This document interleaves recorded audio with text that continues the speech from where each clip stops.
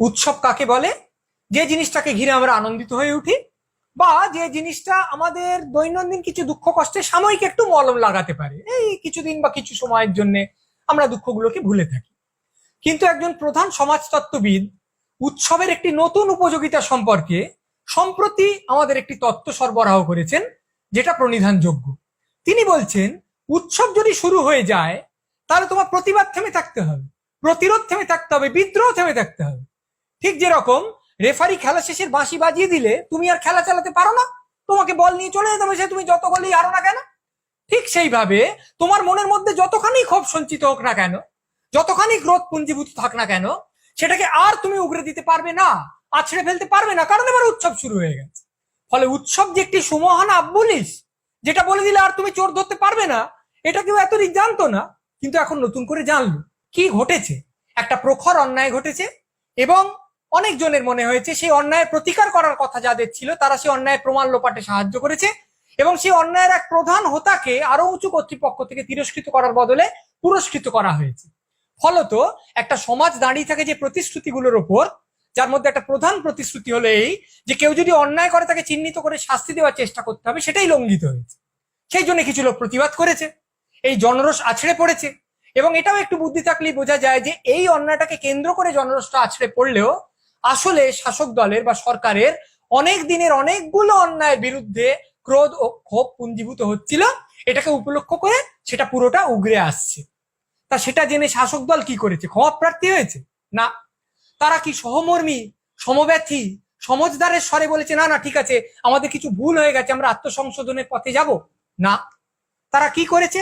তারা কট্টর শাসকের স্বরেই বলেছে যে ভাই এসব করতে যাসনি।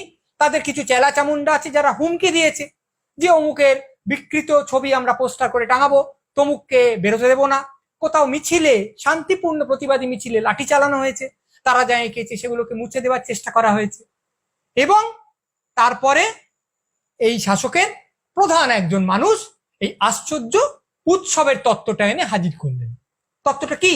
সেটা হচ্ছে, বাবা যা হয়েছে হয়েছে, এবার উৎসবে ফিরে এসো, পুজোয় ফিরে এসো, মানে বিপথে যাচ্ছিলে এবার ফিরে এসো। সেই অভিভাবকরা বলেন না যে অনেক খেলা হয়ে গেছে, এবার কিন্তু 7টা বেজে গেছে, পড়তে বসো।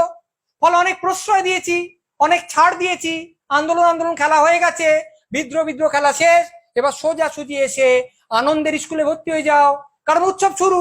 অর্থাৎ ঢং করে বাজনা বেজে গেছে। এতদিন উৎসবকে একটা সাময়িক নিরাময়ের কাণ্ড হিসেবে অনেকজন লোক অভিহিত করেছেন, কিন্তু কেউ উৎসবকে বলেননি যে এটি একটি সুদৃঢ় জবনিকা। এইটা যখন এসে পড়ে গেছে, তখন এর আগে কি হয়েছে সেটা মুছে গেল। উৎসব একটা বিরাট ইরেজার, যা দিয়ে উৎসবের আগে যা হয়েছে প্রাক উৎসব সমস্ত অন্যায় মুছে গেল। এইবার শুরু হচ্ছে একটা আশ্চর্য মজার সময়। নগর পুড়ছে, দেবালয় পুড়ছে, কিন্তু ঢং করে যেহেতু ঘন্টা বেজে গেছে, যেহেতু ক্যালেন্ডারে লাল তারিখ এসে গেছে, সেহেতু তোমায় জ্বলন্ত সত্য থেকে মুখ ফিরিয়ে হই হই করে এগরোল খেতে হবে, মাটন রোল খেতে হবে, দুয়ার তুলে নৃত্য করতে হবে, মেলা বসাতে হবে, জলসা ঘটাতে হবে। তার কারণ তোমার রাজ্য এগিয়ে আছে, এবং এগিয়ে এসে একজন দেবী ধরাধামে অবতীর্ণা হয়েছেন। খুব বোকা লোক বলতে পারে, বাবা তুমি কার পুজোকে কি ঢাকা দিতে ব্যবহার করছো গো?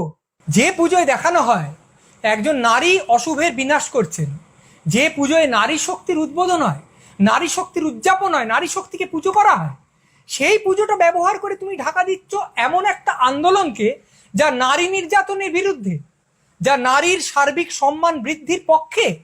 কিন্তু সব প্রতীক টতীক এইসব নিয়ে কথা বলে একটু নেকার। তার চেয়ে বরং আমরা সরাসরি এই কথাটাই আসি যে এটা উনি বলতে চাননি, উৎসবের ব্যাপারটা বলার সময় কখনোই এটা উনি বলতে চাননি, এটা উনি বোঝাতে চাননি।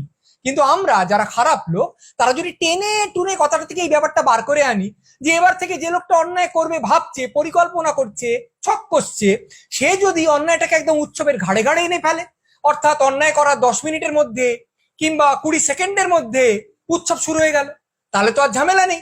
হয়তো অন্যায়টা তদন্তটাও থেমে যাবে, আর অন্যায়টা নিয়ে যাদের মনে খুব রাগ হয়েছে তারা রাগটা গিলে ফেলে আনন্দে সামিল হয়ে যাবে, কারণ উৎসব শুরু হয়ে গেছে। হয়তো লোক ছিনতাই করবে ভাবছে, ছিনতাই করলো, করে পালাচ্ছে, পেছন পেছন লোক ছুটছে, এর মধ্যে উৎসব শুরু হয়ে গেল।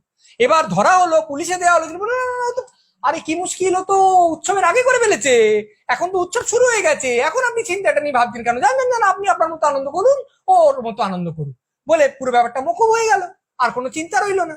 আমি মেরেছি, ক্যাচ উঠে গেছে, বলটা উপর থেকে পড়ছে, ফিল্ডার দাঁড়িয়ে আছে, ধরবে, বলটা শূন্যে, এই সময় উৎসব শুরু হয়ে গেল, তাহলে ক্যাচ ধরলেও আমি আর আউট হবো না। এ তো ভারী মজার ব্যাপার।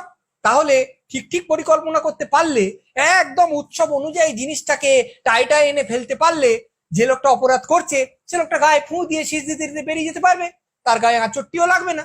আমাদের সবসময় মনে রাখতে হবে, আমাদের এক মহাকবি কি অসামান্য সমস্ত পংক্তি লিখে গেছেন, সেগুলো আমাদের মনে রেখে মাঝে মাঝে আবৃত্তি করতে হবে। সেগুলো কি?